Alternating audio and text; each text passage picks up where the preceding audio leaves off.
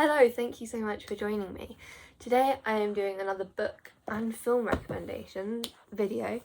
I am recommending different movies and books for different aesthetics. I have 4 aesthetics that I'm going to do now, basically because I could only think of 4 because I'm not great with aesthetics. I don't personally have a particular aesthetic. I think mine kind of changes depending on what mood I'm in. But I'm not an expert on aesthetics, and I can't guarantee that if you are this aesthetic or you like this aesthetic, oh my god, I can't talk, you'll like this movie or book.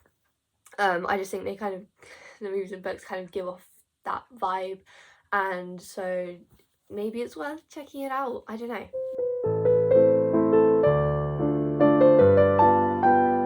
So the first aesthetic that I'm recommending for is dark academia. Okay, so according to Wikipedia, dark academia is a social media aesthetic and subculture centered around higher education, writing poetry, the arts, and classic Greek and Gothic architecture. The subculture is associated with ancient art and classic literature. So I don't know loads about it. Like, I kind of do, and I think it's pretty cool from what I see on like Pinterest and stuff, and sometimes I do want to be it, but I don't think I can live my life permanently like that. So the film that I'm recommending for this is The Imitation Game. I recommended it in my Netflix recommendations video.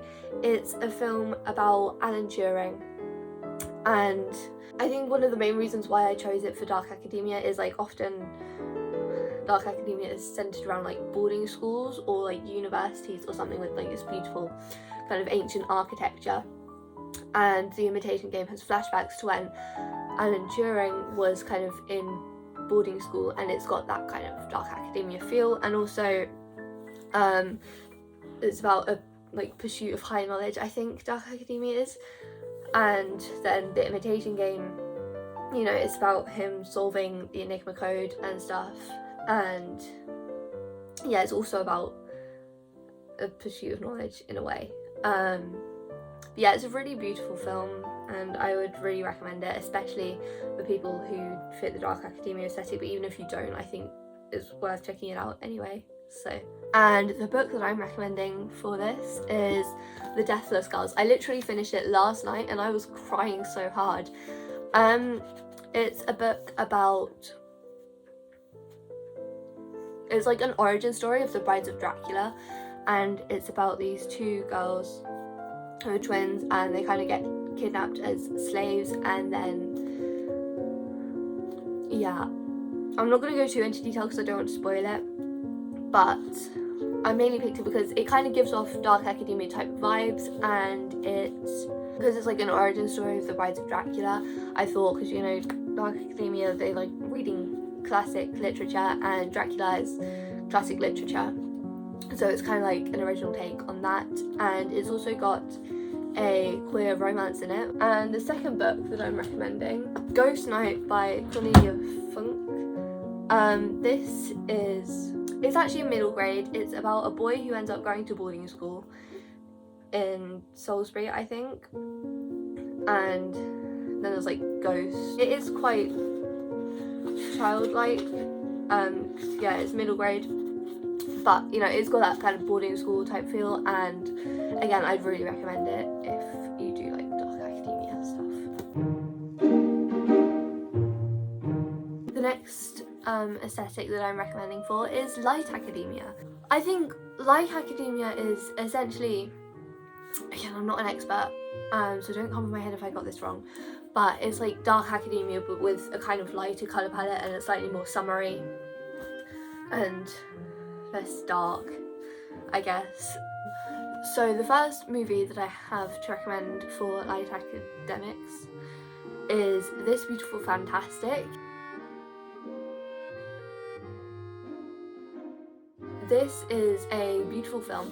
It also kind of fits with Cottagecore, so if you are Cottagecore, then I'd recommend checking this film out as well. It's about, but I chose it for dark academia because it's mainly about this girl who's bookworm, and she works in a library, and she likes reading and writing and stuff, and it's about her kind of getting into gardening, and I'm not going to go too into detail, but it's a really beautiful film, and you know, it will make you cry, it will make you laugh, and yeah, one of the books I'm recommending, well actually it's a series, and I've recommended it a lot on my channel, like a lot, but I really think it does fit this aesthetic, and that is The Rosewood Chronicles. I'm not sure where the first book is at the moment, it's somewhere on my bedroom floor, but yeah, these are about a girl called Lottie, and she goes to a boarding school, and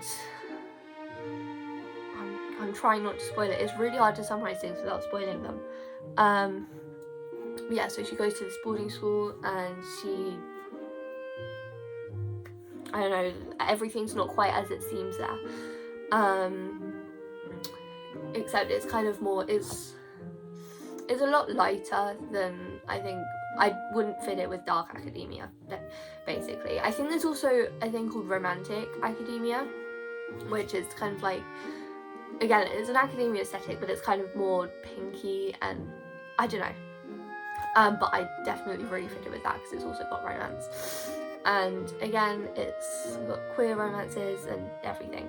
So yeah, and then the last thing that I'm recommending for both book and film is Ballet Shoes. This is a classic set in the 1930s about these three girls, and they'd start going to like a theatre school basically. But it's really interesting, especially the film has very kind of light academia vibes and stuff, and personally it's not my favourite film, but if you're looking for something with those kind of vibes, I'd recommend checking it out. But yeah, the books is one of my favourites. It's like my comfort read. The next aesthetic that I am recommending books and movies for is Cottagecore. I probably have like the most recommendations for this just because I kept thinking of some. So yeah, Cottagecore is an internet fashion aesthetic promulgated by teenagers and young adults celebrating an idealised rural life. It was developed through the 2010s and received the name on Tumblr in 2018. As a concept, it embraces a similar sustainable existence that is more harmonious with nature. It's in part a reaction against capitalism and our increasing time spent in front of a screen, and also related to ongoing interest in wellness and sustainability, and more broadly the idea of social consciousness that feels deep. But yeah, the first film recommendation that I have for this is The Secret Life of Arrietty. I think that's what it's called.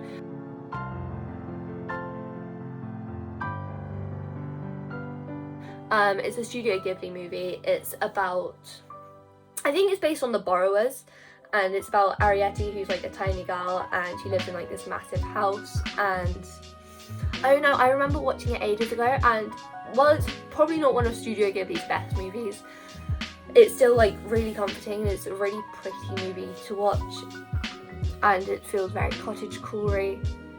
So yeah, also Howl's Moving Castle feels very kind of cottagecore vibes as well.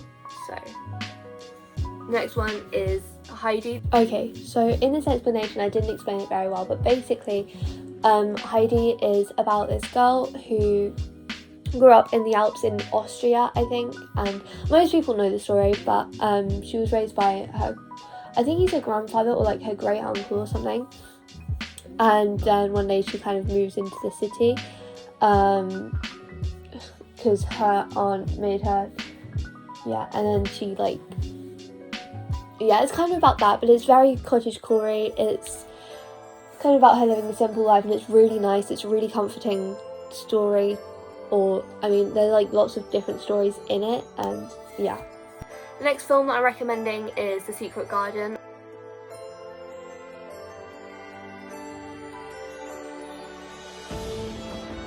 I haven't actually watched the latest one, but you might like that. But the one that I'm recommending is the older one. I think it's from like the 80s or something.